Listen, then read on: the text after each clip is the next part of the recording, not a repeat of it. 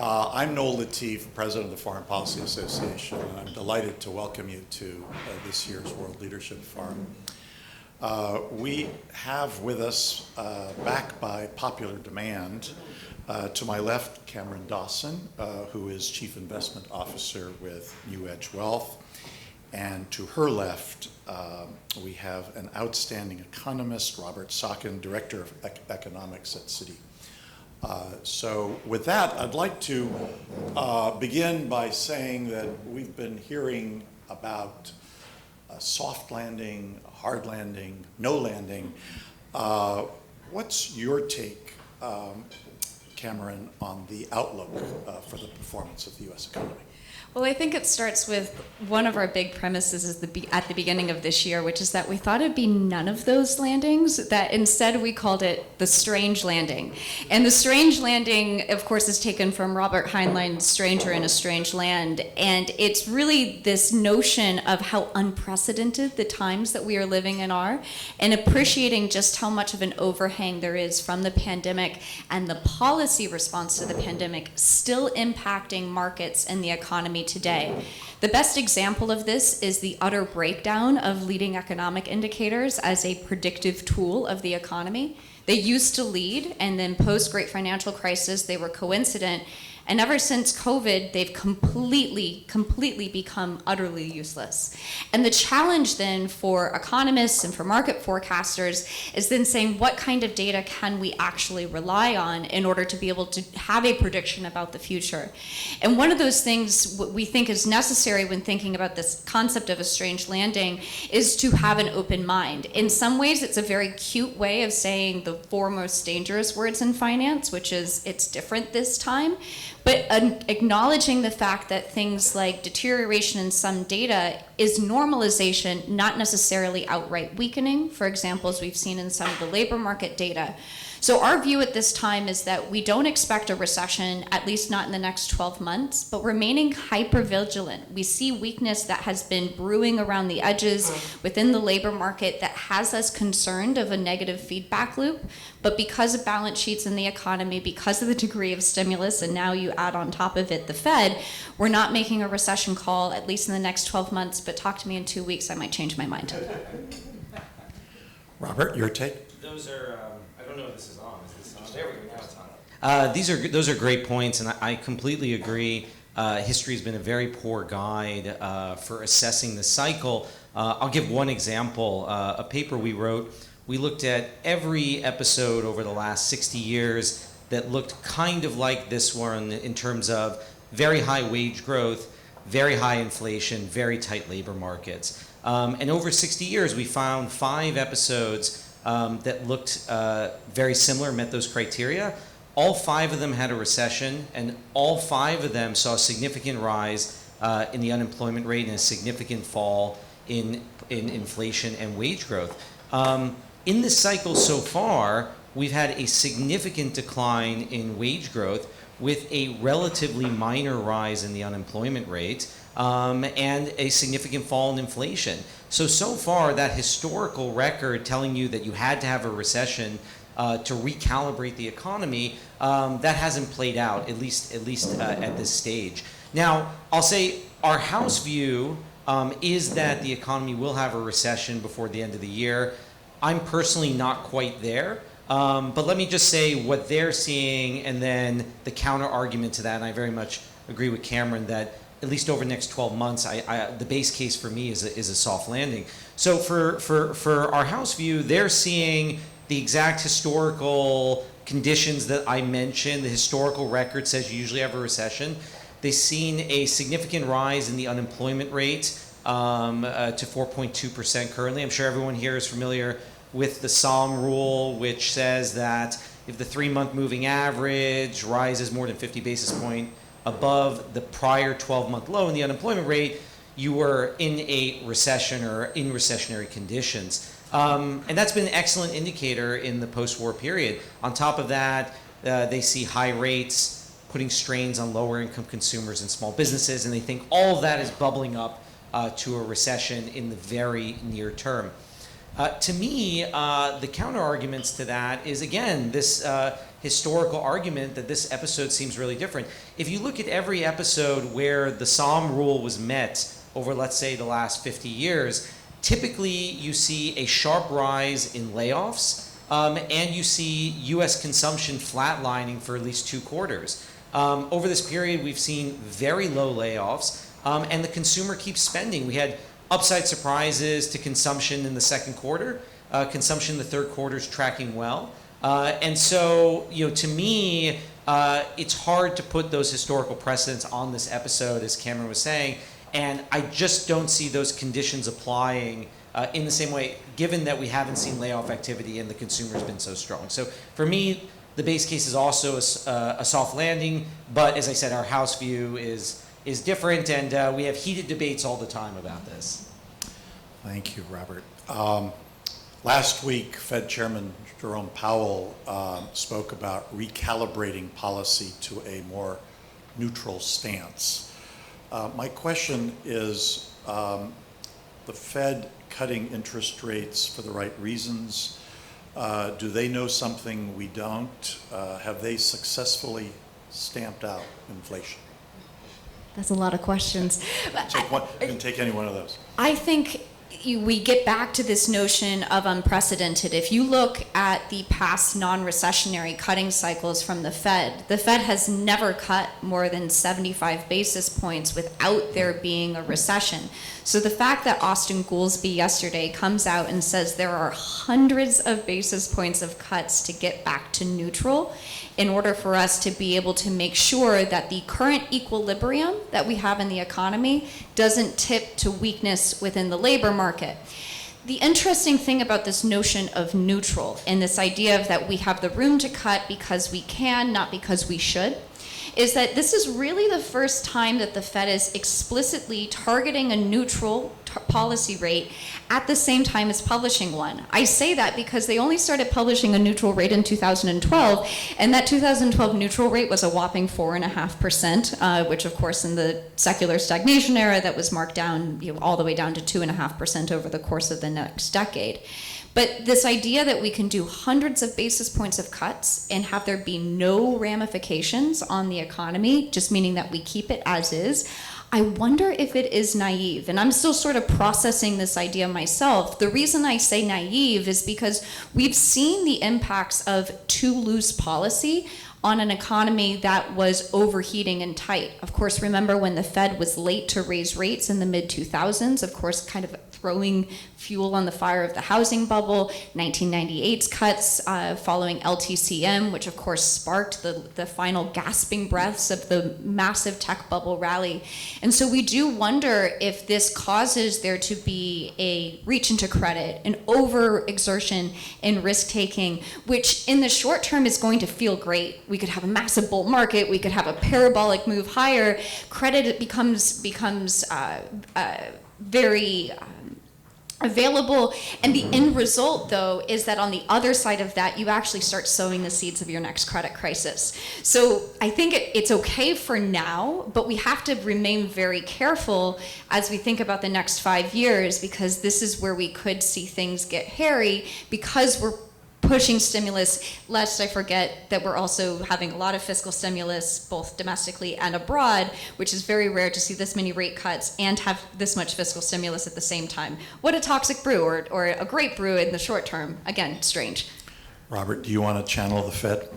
Yeah, absolutely. And more great comments from Cameron. If you're looking for panelists that were going to fight with each other, I don't think you'll get it today. But I think for the Fed, I have to admit, I did not expect them to do 50 at the meeting until we got those articles in the Wall Street Journal and Financial Times, which led me to think that, well, this is a committee where Chairman Powell is really in charge of the deliberations, and I think he probably wanted to move the committee towards a larger move. And I think I view it as kind of a risk management move where they felt, and Chair Powell hinted at this at the press conference, that they probably should have gotten the ball rolling in July. It seemed that most of the conditions for starting to cut rates falling inflation, more concerns about downside risks in the labor market were there in July. And so maybe this is sort of a catch-up move, given that they probably regret not moving at that prior meeting. After that meeting is when they received a softer employment report, where the unemployment rate moved up a lot. They also received fairly negative payroll revisions to the prior year. So I think if they had all that in hand, they probably would have started going in July. So where that takes us from here, I'm not sure. I think it would probably be odd if they start off with an aggressive move, not to do another one after that, in the sense that prior, if you look back when they were hiking aggressively earlier in this cycle, they accelerated the pace of hiking, and then they kept going with that, and they kept going more aggressively. So if they're really concerned about those downside risks, I imagine the bar is pretty low to do another 50. Even though they're signaling 25's upcoming meetings, I think if they get even a minor deterioration in the labor market relative to what they're expecting, then they'll move more aggressively. So that's kind of how I think they're thinking about it. Now, it's interesting, to the cautionary tale point, we have seen this in other parts of the world. If you look at Brazil, which is a very interesting example, Brazil cut rates early, much earlier than the Fed, and the economy has proved much more resilient. And so now they're back to being worried about the economy being too strong and inflation being too high. And now we think Brazil's going to hike 4 more times at the next over the next 4 meetings. So that's a central bank that had to backtrack and start to hike again. So I do think there is still some risk, as you said, that if they cut very aggressively, you don't know what's going to end up on the other side. But I think for their thinking, at least in the short term, the bar is very low for them to do jumbo cuts at upcoming meetings. Let's talk about equities. We're seeing an all-time high in the S&P 500. Is this market overpriced? Is the market focused on interest rate cuts? What's the market narrative? I think that interest rates have mattered a lot less to the equity market than maybe we would like to think that they do. I say that because we had a huge rip-roaring rally through the course of this year. All the while, at the beginning of the year, we were pricing in 6.5 cuts, and we got to a low of just 1 cut expected for this year. And still the market rallied. You saw multiple expansion. There's lots of reasons for that. It can be things, for example, AI narrative and tech and the growth that we're seeing there.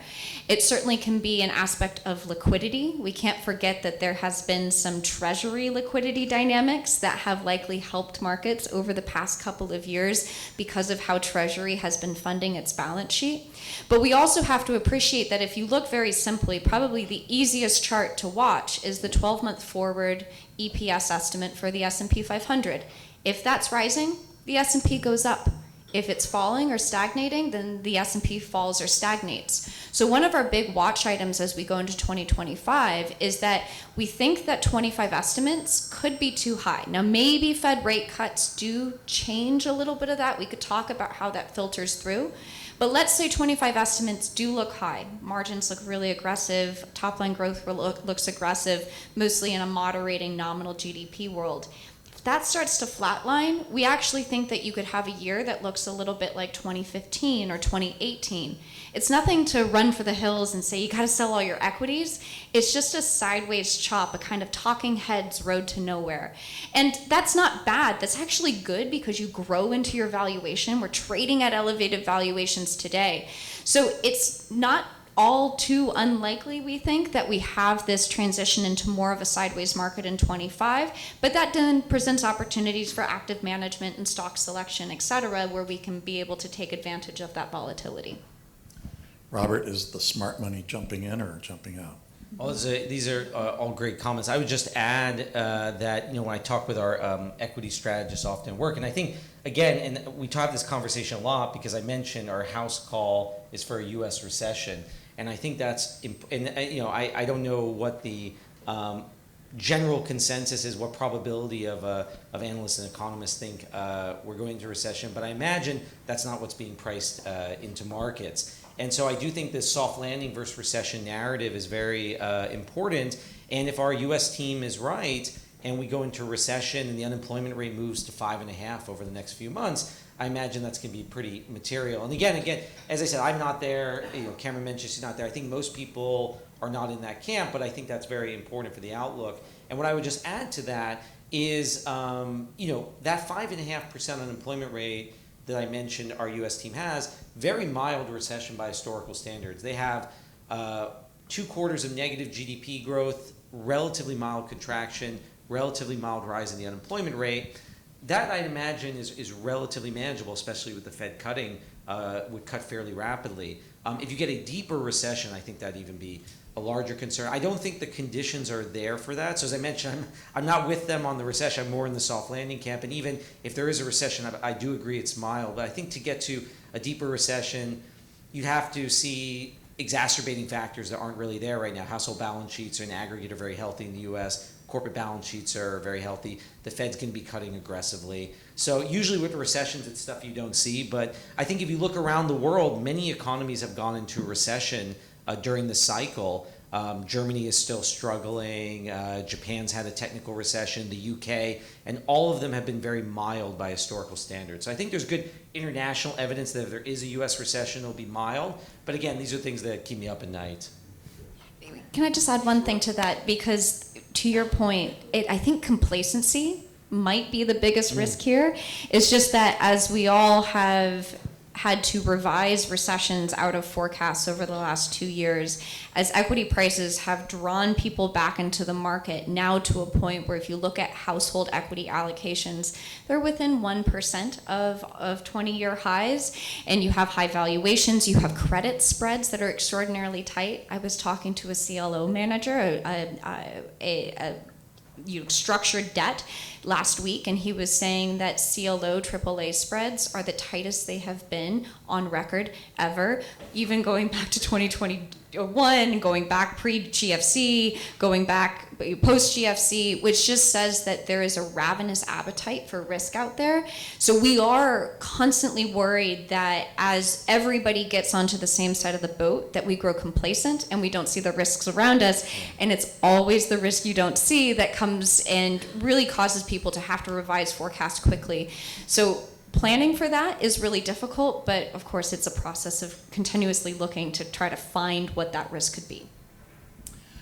I'd like to ask for your assessment of the bond market. Are lower yields better for equities, and has the lower yield curve normalized? You start? Go first. So has the yield curve normalized and are lower yields? Well, again, I think on the lower yield point, in a mechanical sense, having lower interest rates would be positive for discounting future earnings. But again, I come back to what are the conditions in which the Fed is lowering rates. If you are lowering rates because the economy is falling off a cliff, I think that growth element dominates over the interest rate effect. So, again, pricing in a soft landing. If the Fed is cutting rates because the economy is achieving soft landing, and they're able, especially if they're able to ease off more aggressively than most people think, I think that would be very, very positive. But again, it depends on the condition. And the yield curve, again, the yield curve has been tricky in terms of, first off, forecasting a recession. If we don't have a recession, this was the deepest the yield curve has been inverted since the Volcker period, and was inverted for a very extended period. So if that doesn't play out into a recessionary dynamic, I think it calls into question the macro signals from the yield curve. And then in general, if you look historically, once the Fed starts cutting rates, that's when the yield curve uninverts, and it tends to uninvert significantly, which would be positive for a lot of areas. They come to be positive for banks, I would imagine. Typically, that tends to be a upward sloping yield curve is. But again, I come back to why is the Fed cutting rates, and what are the conditions leading to that? If it's a soft landing, I think it's great for risk. It's great all around. If we want to talk about a wild card going into 2025, I think it's if 10-year yields really start to rise, which people would go, that doesn't happen when the Fed's cutting interest rates, because you're using the historical parallel that the Fed's cutting rates because growth is weak and there's a flight to safety, and you're marking down growth forecasts so 10-year yields fall. But think about, we're going into an election where we have neither party talking about austerity or balanced budgets. They're talking about big fiscal packages. We know that there is going to be Treasury refunding that has to happen as we look at the Treasury General account, meaning that the Treasury is going to have to issue more debt as we go into 2025. That, of course, happened back in 23, and if you recall, the market volatility in the late summer, early fall of 23 was really driven by a 150 basis point move higher in the 10-year yield, which of course would challenge valuations. And so we think we could have that scenario as we go into 25 of a surprise rise in 10-year yields that could thus pressure valuations and cause a bit more of a risk-off move in equities, gets you to that sideways chop. It's not necessarily about growth, and you're not deeply cutting EPS forecasts, but you just get kind of stalled out because valuations are starting so high. On the yield curve steepening, we've been calling it a zoo steepening. So you get your bull and your bear steepening at the same time, which is really rare. This idea that you're getting the short end of the curve falling because the Fed's cutting interest rates, 2-year yields are falling, that's your bull steepening. But then you're getting the long end of the curve moving higher because of the funding dynamics and growth being more resilient. That's your bear steepening. So you get your bulls, your bears, you have a full zoo, and I guess you just need some lions and tigers and you're good. Can I add one point to that? Yeah, great points. I wanted to add about the fiscal. Maybe I'm sure we'll get to the election and other things later, but I think that's really interesting that the risk that you start to bake more fiscal risk into 10-year treasuries, I think, is real. And we saw some of that bubbling up last year, seems to have largely gone away. There are periods where it bubbles back up. We had this big report we wrote when that was happening last year.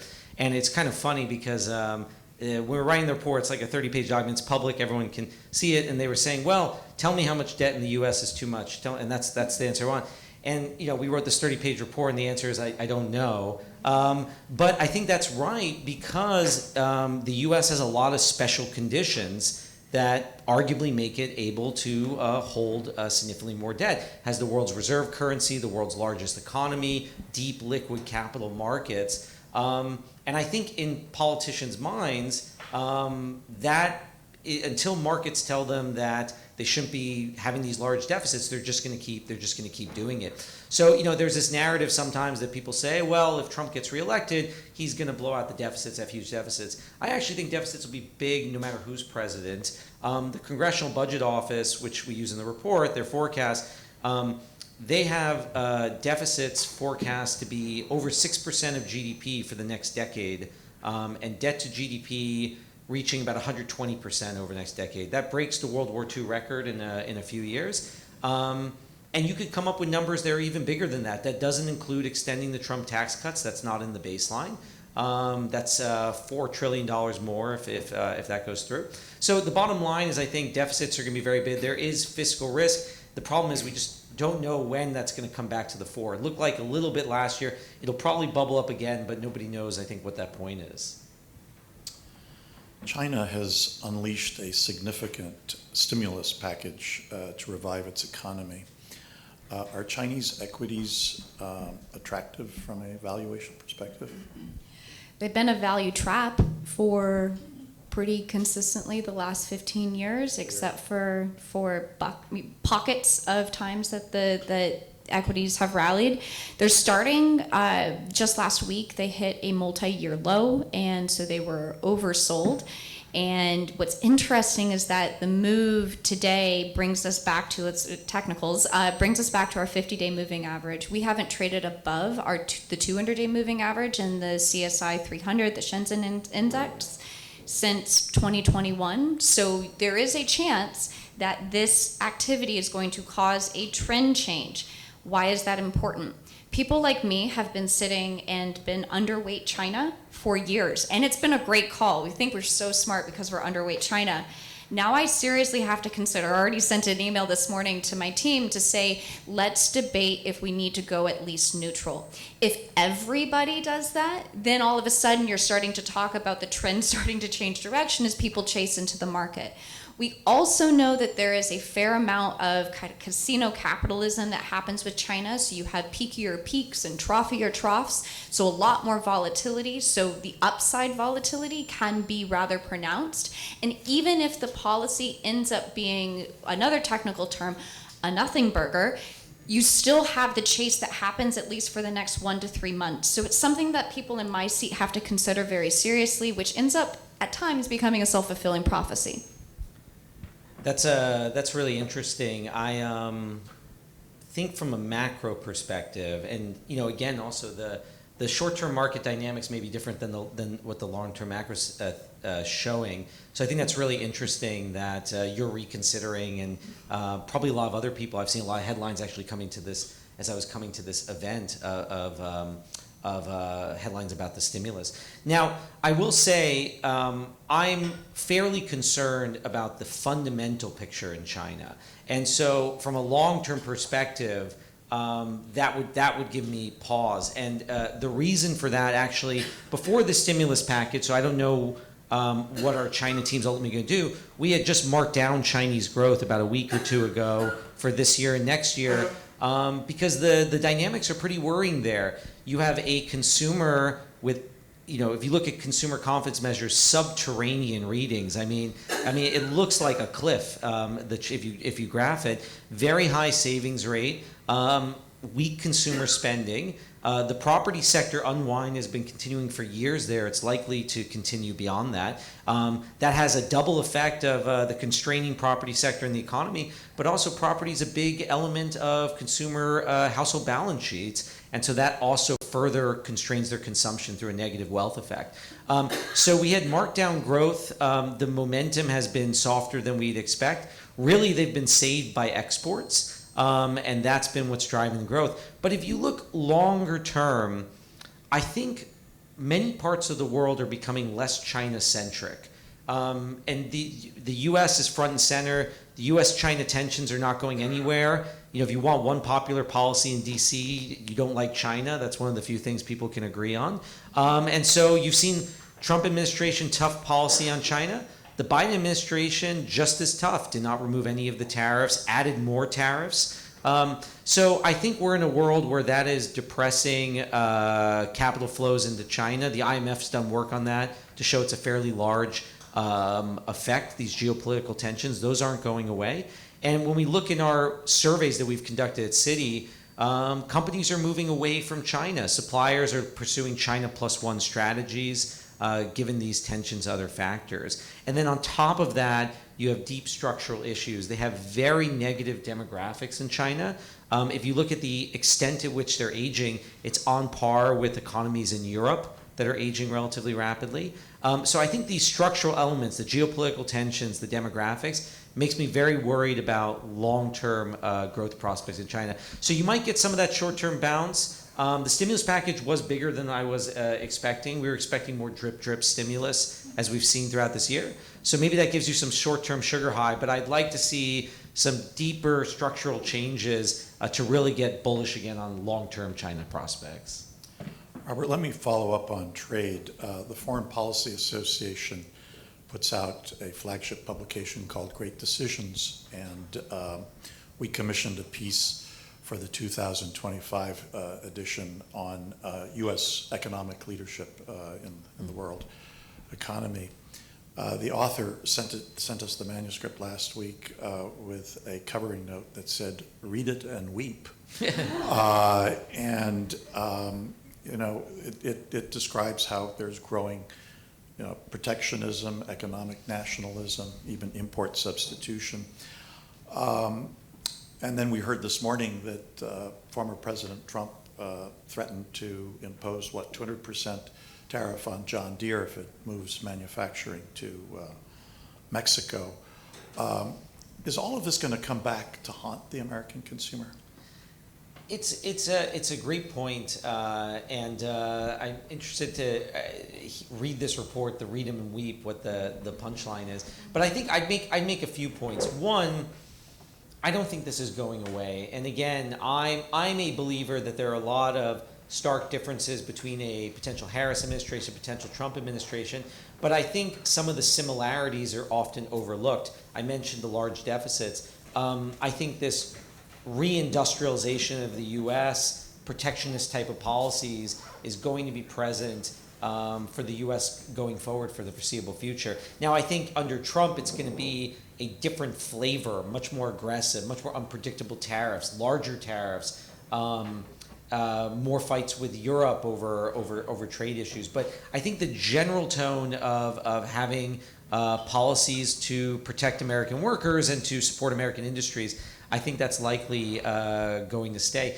Now, in terms of the regret, I think it depends on, again, the flavor of these policies. If you take, for example, an extreme one, Trump threatening to put 10% tariffs on everything or 20% tariffs on everything, I'm not sure he'd go that far, but I do think, some type of sizable tariff on most trading partners we have to take as a real policy proposal to consider. The modeling that we've looked at says that would have a fairly negative effect on the U.S. 10% tariff on everything would probably lower U.S. growth in the year it occurs by about 30 basis points and would raise inflation by about 30 basis points. So a fairly negative outcome. And that's not saying that all of these policies can be negative, that maybe if you're targeting certain industries where there are market failures and supporting those, that you could have some positive effects. But I think in general, the extreme examples we're talking about, I think, are mostly negative.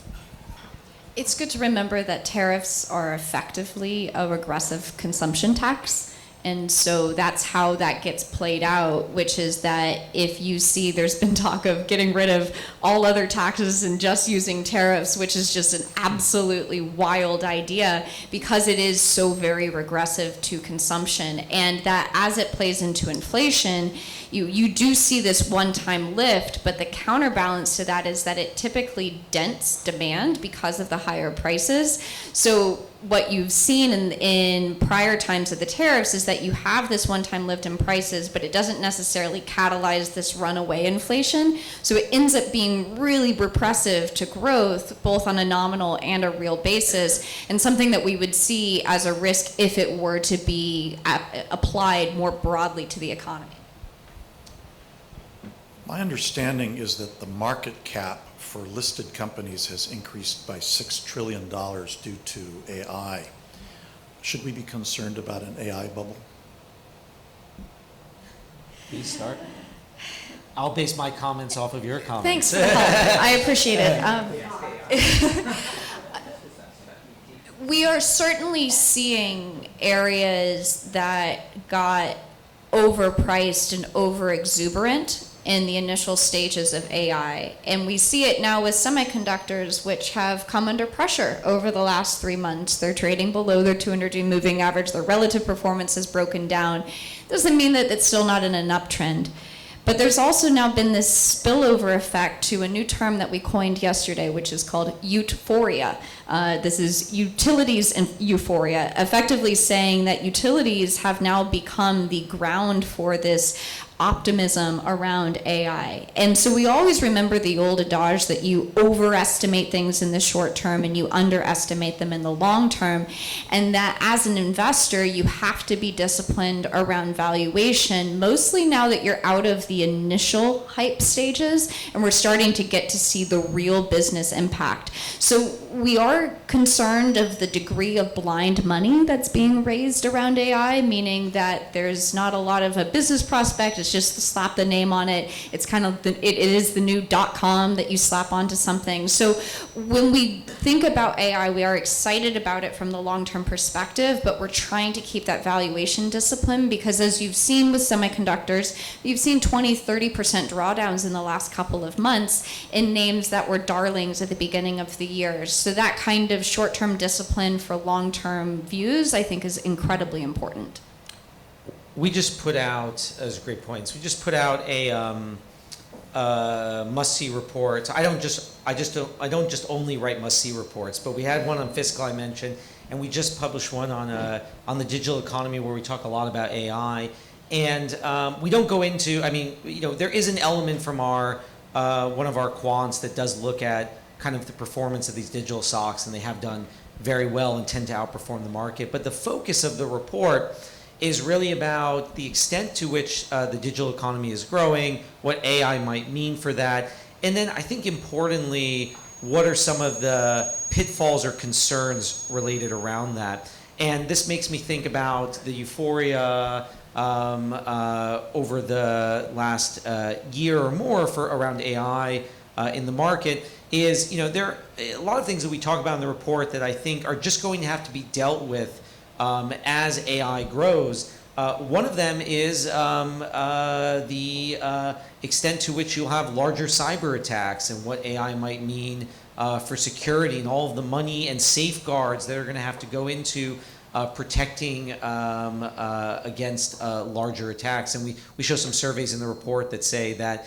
AI will probably make cyber attacks at least maybe more frequent, more expensive, those of the nature. Also the regulatory element, as these things grow, there's going to have to be all sorts of regulatory structure put around the use of these technology. There's all sorts of concern about, can these technologies be used to replace artists, for example, and what are the copyright laws around that? So to me, when I saw all of the euphoria around it, I do think that the technology is going to have a large boost to U.S. productivity, probably over in the 5 to 10 year horizon rather than right now. I don't think that's what we're seeing in the data. But I think, when you see these big technological changes, there's so much structure and concern and unknowns that you didn't expect that you have to prepare for. That's just going to take time and money and resources and governmental oversight. And so, to me, it's a longer term story than I think people often give it credit for. For now, it's really fun to make a picture of a cat with a cowboy hat riding a llama.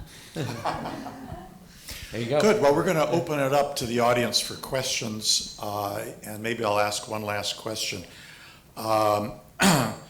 Maybe we could turn to real estate. How do you assess the commercial real estate overhang? And as for U.S. residential real estate, is the new normal housing is going to be undersupplied and unaffordable? On the commercial real estate side, so far it seems to have panned out. We've written a lot about this within research at different times. Again, where this has flared up, especially when the regional banking concerns had flared up. We were kind of digging deep into the risks of these sectors. And granted, there's not as much, let's say, macro data on the sector as you would like, as you say, maybe with the residential housing sector. So maybe maybe there are some risks that we're missing.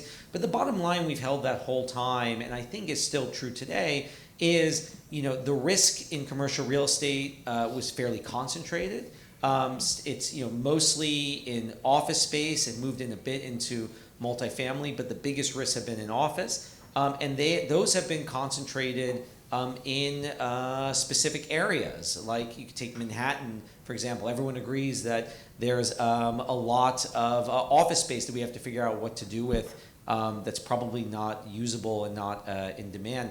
From what we've heard, for example, in Manhattan, sort of the A-level office space. So people want to go to the office, but they want the newest technologies and the best spaces. Nobody wants 1960s, 1970s buildings that haven't been refurbished or like. So I think there's issues within pockets. However, those loans, those commercial real estate loans, are probably held on the balance sheets of players that can deal with those losses. They're not in the regional banking sector. That commercial real estate space in more western part of the U.S., middle part of the U.S., I think are still fairly healthy, and I think that's what we've seen largely play out. And so, you'll probably get more defaults, more adjustments, but it's going to be a longer term story that doesn't have large macro or financial stability implications. And as I said, we've seen some regional banks fall over the last few years, but that seems to be the right macro story to me. On the residential side, it's a very weird housing market in the sense that, normally when the Fed starts raising interest rates, the first thing that happens is the housing market turns very interest rate sensitive.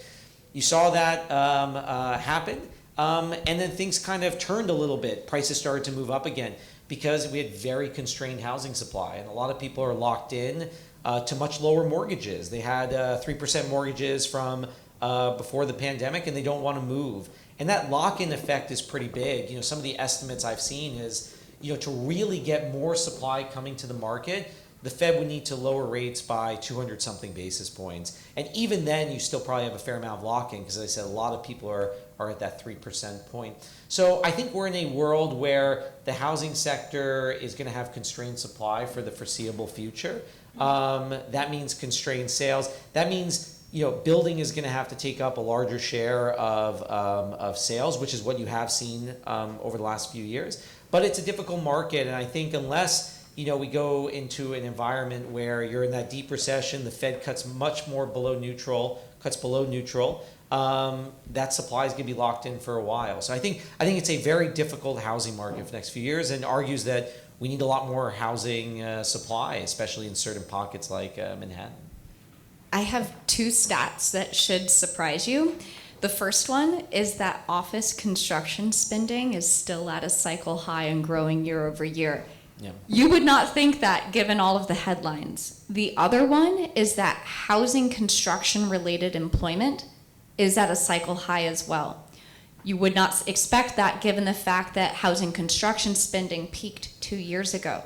So it speaks to this weird late cycle nature of the data that still existence. Usually early cycle, when the Fed is cutting rates as much as it is today, that you don't see these two things, construction spending and employment in construction, at highs. Usually they're at lows. So it speaks to as well within housing how there is still a very tight labor market in housing. If we do see building kind of take up the mantle to kind of satiate that demand for incremental supply, where do you get workers? Mostly if we're talking about immigration policy as well, which could throw an interesting wrench as we go into 25 of that labor market already being really tight. You start stimulating it with lower interest rates, but you have nowhere to get workers, which then moderates the ability to add supply, that then feeds into higher home prices as well. Home prices grew 6% last month on a year-over-year basis. They're still very healthy. So all of these things bring us all the way back to this notion of the strangeness of where we are today, because if I gave you those two stats and asked, should the Fed be cutting interest rates by jumbo-sized cuts, you'd probably say no. Those are very fulsome responses. Thank you. Let's open it up for questions. Sir. Considering the phenomena that you mentioned, what can you say about different industries, high-tech, energy, et cetera? I do think that this morning's news about China potentially helps to at least revive animal spirits within manufacturing and what we would typically call cyclical value, energy, materials, industrials, that type thing. We've certainly seen the manufacturing parts of the world be kind of ground zero for the weakness we have seen in the economy over the last couple of years. If you look at PMIs, that's where you'd say, ooh, something's really afoot here. But how much of that is because of the bullwhip effect of supply chains that happened to get massively disruptive post the pandemic? So we do think that if you see these rate cuts, you see access to capital get more abundant, that could help some of these more cyclical industries that have borne the brunt of higher interest rates, which could be bullish for GDP growth into 25. Yeah, those are great points. I would add just one on the manufacturing. That would be a very positive story. We've seen this weird cycle in manufacturing, again, speaking to the unique nature of the cycle, where most of the growth in the global economy has come from services sectors over the last few years. And actually, it's funny, the manufacturing data has been fairly soft in the U.S. That's one area you could point to for softness this year.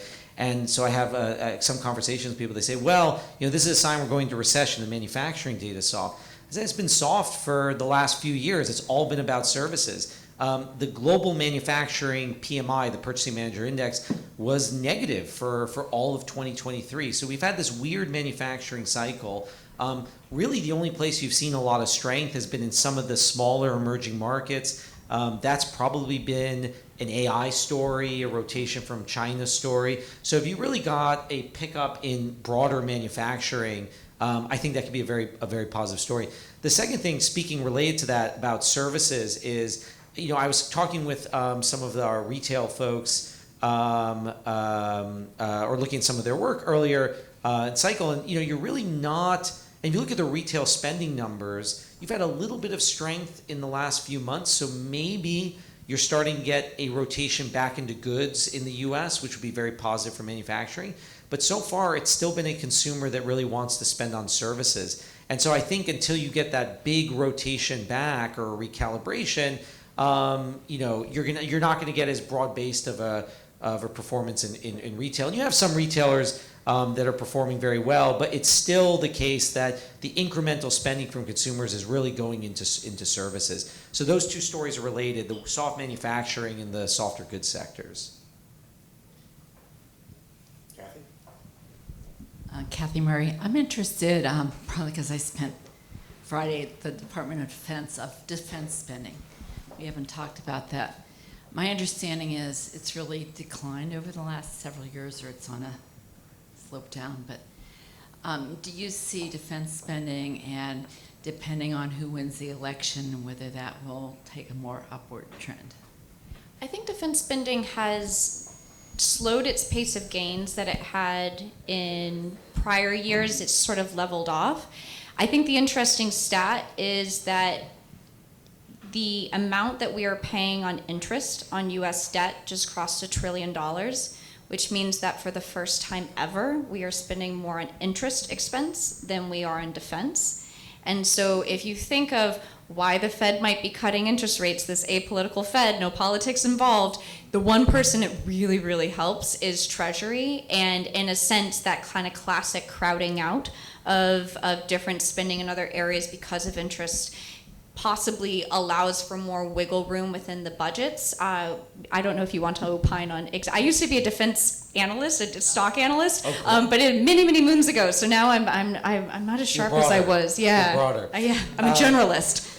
I think it's a great question. It gets back also to, I said, the U.S. recession, not recession. We have a lot of debates. We have a lot of debates about this within the economics team as well. And if you had asked me earlier in the cycle when Russia invaded Ukraine, I thought, well, it's off to the races. Europe's going to be spending a lot more on defense. The U.S., everyone's going to be spending more on defense.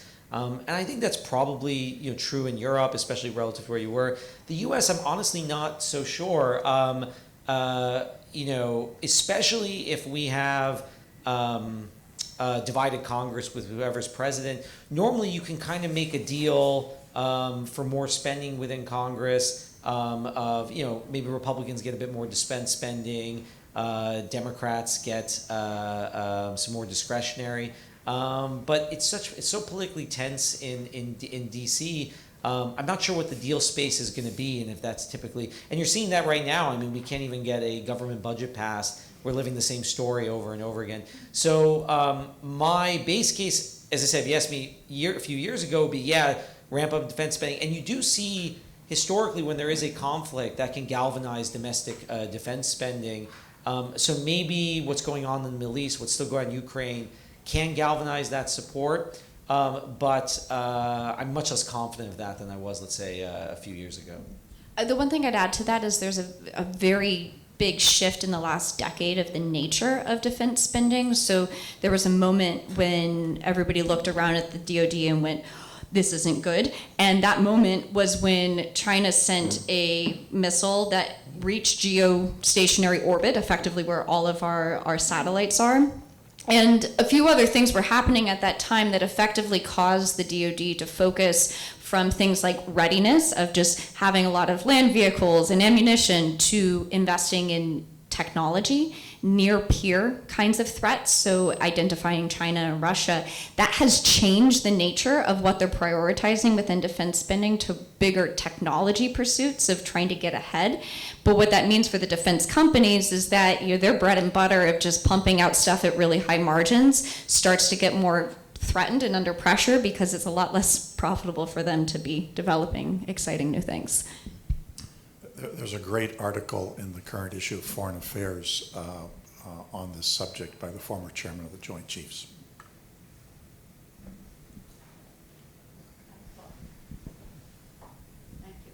given the enthusiasm for bigger spending, I'm just wondering how it might enable them to spend bigger and raise more money by going to a flat tax and adding a consumption tax, perhaps at a low rate to begin with so we don't scare everybody. But how might that affect the economy going forward? Oh, for if they change the tax code so we have a flat tax? A flat tax of 23% and then a VAT of some sort? Yeah, it's a good question. I haven't done the analysis on different tax proposals, in part because I don't think that's the margins of where we'd be. You know, Trump's supposed to speak this today about his tax proposal. You know, the margins, and this is also in that fiscal report I mentioned, the margins of debate within taxes have tended to be, you know, around the corporate tax. You know, what can you do in terms of the size of that? I think that's largely what Trump is going to talk about.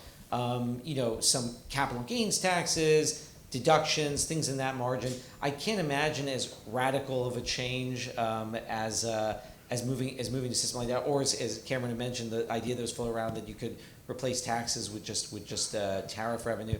So we haven't done the analysis just because I don't think it's in the deal space they're talking about.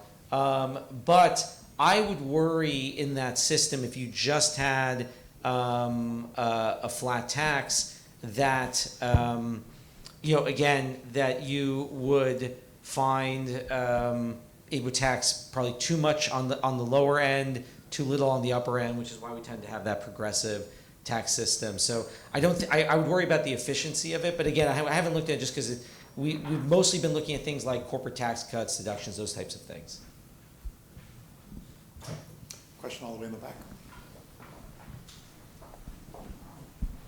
Thank you. Good morning. Dalai Fazio with Deloitte. Cameron and Rob, great conversation. I'm waiting for the Cameron Rob podcast to come out. Coming too soon. Coming soon, yeah. Later this fall. Produced by Foreign Policy Association. Absolutely. The world is here in New York, and probably if we talk to 100 out of the 193 leaders who are here, cost of capital is their greatest barrier to growth in their countries. And I'm curious if you think that any of the decisions here made in the U.S. to lower interest rates will see a trickle down, and maybe perhaps what could be done to lower the cost of capital for borrowing in many of the developing countries for the investments they need for climate resiliency, growth, social services, et cetera, because the debt trap that they're in is just probably too deep. Do you want to start with the U.S.? I think that certainly I think when we think about cost of borrowing, at least in the U.S., we have to not just look at the aggregate figures, because if you look at aggregate, you would notice that things like net interest expense last year actually fell, which has never happened before in a Fed tightening cycle, which just meant that because of very large companies, very large corporates having big cash balances on the balance sheet and then having termed out their debt because of a decade plus of QE, that effectively led to higher interest rates for some borrowers being stimulative, which is that real weird Alice in Wonderland through the looking glass kind of world. And so if you're looking at where lower interest rates can relieve pressure on that cost of capital, it is the small and medium-sized business in the US that really gets that relief. It should not be lost on people that one of the key reasons why why Powell pushed so hard to cut 50 basis points is because of the beige book and because of the really poor sentiment where people were clamoring for lower cost of capital, just as you said, saying we have to get out from under these high interest rates. So that very much played into his decision. It also should not be lost that one of the best leading indicators for the unemployment rate is NFIB sales, the small business reported sales. So if you were to see high interest rates continue to push down pressure on those small businesses, that could have led to higher unemployment and thus your recession, which we think is the key reason why they decided to cut rates by that jumbo amount. Yeah, those are great points. I'll add because I know it was also, the second part was about, I think, developing markets. And I do think we are in the midst of a global rate cutting cycle that you will see significantly lower rates in 3 quarters time than you have now. And on the emerging market side, I think that's you're going to have a second leg of rate cuts from those central banks. What you've seen in this cycle is emerging markets raised rates early, and then they lowered rates sooner than their developed market peers. But a lot of those cutting cycles have been less than expected. The Bank of Mexico is a great example. The Bank of Mexico cut once at the beginning of the year, then surprisingly paused and just put through their second cut in this cycle, so much more gradual than we had originally thought.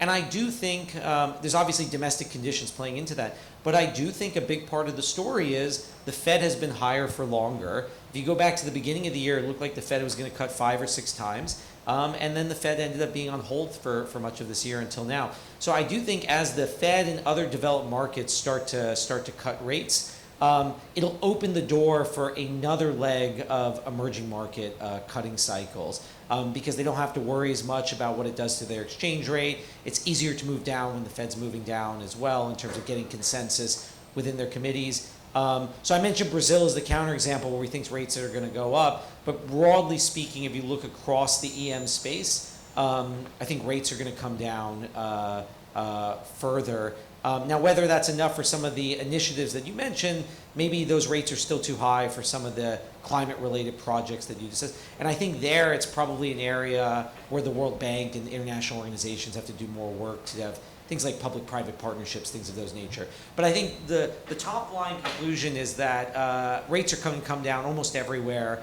Even in EM, I think they'll be significantly lower than they are now next year. We have time for one more question. Who would like to ask the last question? Right here. Yes, hi. You mentioned that there are stark differences between the Harris and the Trump plan. Could you say Yeah. Should I start? You want to start? Oh, yeah. For me, The question was the stark differences between Harris and Trump. Yeah. Yeah. And the first one I would point out is I mentioned the tariff policy. So I think they're both going to have protectionist support America policies, but Trump is just much more unpredictable. We saw that in his first term. I remember I was at a hedge fund before this job, and one day I woke up and he said he was going to put tariffs on Mexico, and I had to do all this analysis on what Mexican tariffs would mean. Then he decided not to. So, you're going to get more of that, but I think the Harris administration will leave all the Chinese tariffs on, have some more targeted tariff policy, but the scope of tariff policy under Trump is just much larger. The number of countries it can apply to, the size of those tariffs. That's one. Two is I don't know. I don't have a strong view of what the policy would be, but I'm much more worried about immigration policy under Trump than under Harris, in the sense that I think immigration policy is probably going to tighten under both candidates. But one of the reasons we've probably gotten or had a strong economy over the last few years is we had very tight labor markets. People couldn't find workers, and we had a surge in immigration, which has helped loosen labor markets. If you, let's say, if you were able to tighten up immigration significantly, maybe even remove some people that came in, that would tighten up labor markets even further and potentially boost wage growth and inflation. The construction market's a great example. If you were to have much less workers there, you could have much higher wage growth and much higher inflation. So that's an area I don't have strong views on, but I'm more worried about. And then a third area I would point to is I think along climate policy, as climate policy came up, Trump has made it very clear he'd want to roll back the climate measures of the IRA. There's debate of what he could do there. Whereas the Harris administration, I think, will have more of a two-pronged approach, supporting oil and clean energy, whereas Trump, it's going to be much more oil. So I think those are three. We can get into a lot more. I'll let Cameron jump in on some other ones, but there are plenty. But I think my point earlier also is just, I think deficits are going to be big. I think you're going to have protectionist policy. So there are a lot of similarities as well. Yeah, I would build on that just to say a big difference is how they are considering paying for the extension of the tax cuts, which are expiring.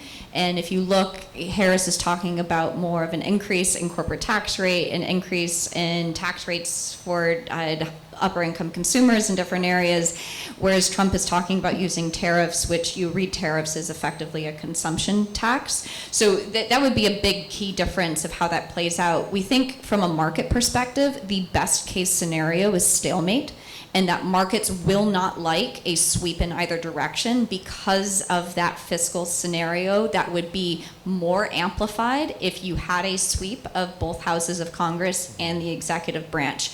So the best outcome for the markets, we think, is a split Congress, and kind of regardless of who wins the presidency, that split in Congress keeps kind of the extreme from both sides necessarily getting implemented. Please join me in thanking Cameron Dawson and Robert Sockin. Thank you so much.